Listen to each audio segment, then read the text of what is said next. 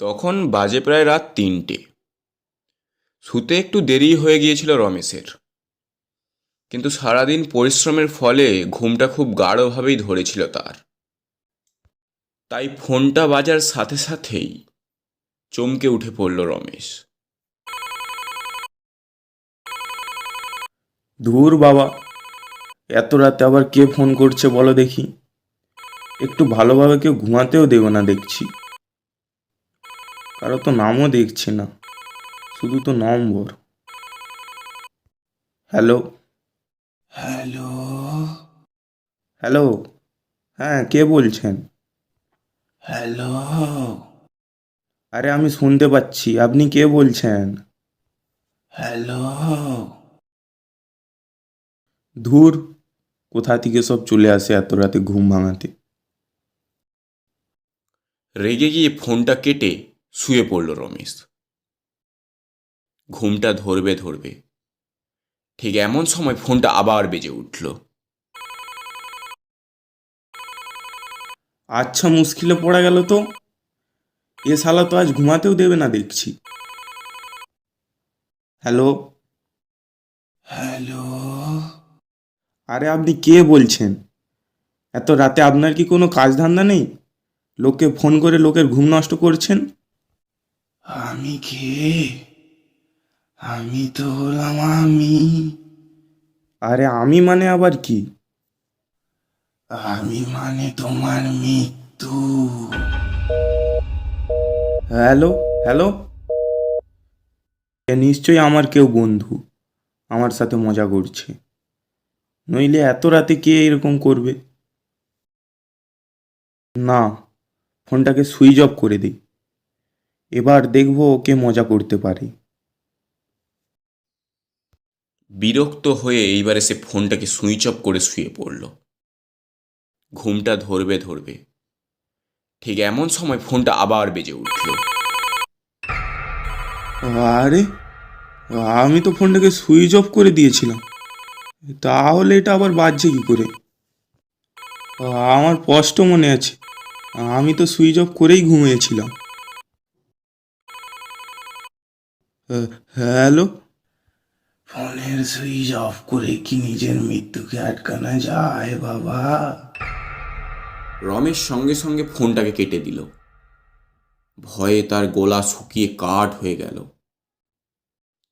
রমেশ কি করবে কি না করবে খুঁজে না পেয়ে রুমের চারিদিকে এপাশ আর ওপাশ, ওপাশ আর এপাশ হতে থাকে। সে ভয়ে শেষ পর্যন্ত তার খুব কাছের বন্ধু দীনেশকে ফোন লাগায়। হ্যালো। হ্যালো দিনেশ, তুই তুই কোথায় রে ভাই? হ্যালো, আমি তো ঘরেই আছি। কেন, কি হয়েছে বল? তুই এত ভয় পেয়ে আছিস কেন? তুই তুই একটু আসতে পারবি আমার বাড়িতে? কেন রে, কি হয়েছে বল না। আরে তুই আয় না, তারপর সব বলছি তো। আচ্ছা ঠিক আছে, আমি যাচ্ছি। ফোনটাকে রেখে রমেশ চুপচাপ বিছানার উপরে বসে বন্ধুর জন্য অপেক্ষা করতে থাকে।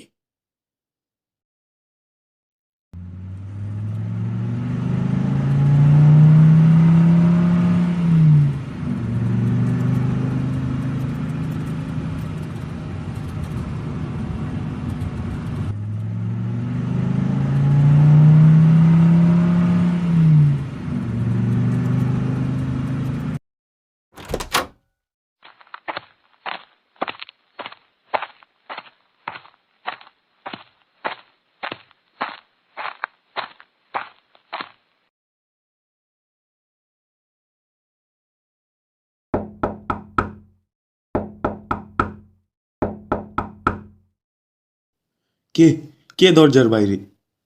তুই তো ফোন করে ডাকলি আমাকে এত রাতে, এখন কে চিনতে পারছিস না?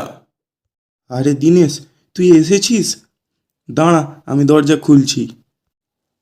আরে, আয় আয়, ভেতরে আয়। তোকে দেখে যেন আমার শরীরে আবার প্রাণ ফিরে এলো। নে, কি হয়েছে এবার বল। আরে ভেতরে আয় না, সব বলছি।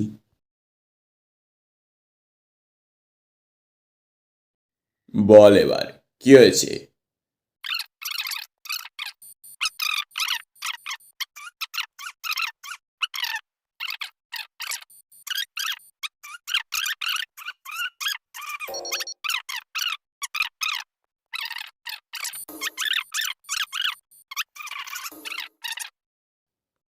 আরে ওসব কিছু না, আমার তো মনে হয় কেউ তোর সাথে মজা করছে, আর তুই ঘুমের তালে ফোন সুইচ অফ না করে ঘুমিয়ে গিয়েছিলি, তাই ফোন ঢুকছে, নাহলে এরকম আবার হয় নাকি? হ্যাঁ, হয়তো তুই ঠিকই বলছিস। ঘুমের তালে হয়তো সুইচটা না অফ করেই ঘুমিয়ে গেছিলাম, আর ভয় পেয়ে তোকে কল করে দিয়েছিলাম। আচ্ছা ঠিক আছে, দেখি দে তো তোর ফোনটা, দেখি কে তোর সাথে এরকম মজা করছে। না না, ছাড়, আর ফোন দেখতে হবে না, সব ঠিক হয়ে গেছে মনে হয়। তুই বরং আজ আমার সাথে শুয়ে পড়, যা হবে কাল দেখা যাবে। আরে তুই দে তো ফোনটা। ফোনটার উপরে চোখ পড়তেই দিনেশের চোখ মাথায় উঠে গেল, কারণ ফোনটার উপরে লেখা ছিল আই অ্যাম ডেড। এইসব এইসব কি লেখা হয়েছে? রমেশ, এই রমেশ, কোথায় কোথায় গেলিস রে রমেশ? এই রমেশ, রমেশ।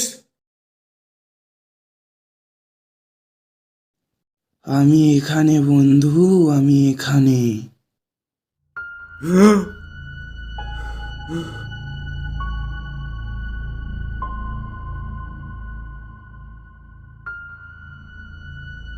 তোর আর আমার সম্পর্ক এতটাই ছিল রে, এবার তুই আয়। এইসব কি হচ্ছে? এইসব কি হচ্ছে আমার সাথে? বাঁচাও বাঁচাও, বাঁচাও, কেউ আমাকে বাঁচাও, বাঁচাও, বাঁচাও, বাঁচাও, বাঁচাও, কেউ আমাকে বাঁচাও, বাঁচাও, বাঁচাও, বাঁচাও, বাঁচাও, কেউ আমাকে বাঁচাও, বাঁচাও। আ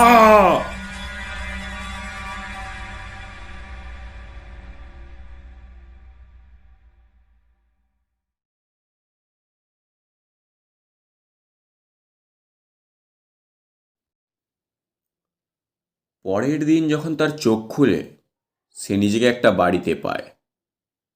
পরে জানতে পারে ওই বাড়িটা আসলে যেই শ্মশানে মৃতদেহ পড়ায় তার বাড়ি। সেই শ্মশানের পাশেই থাকে।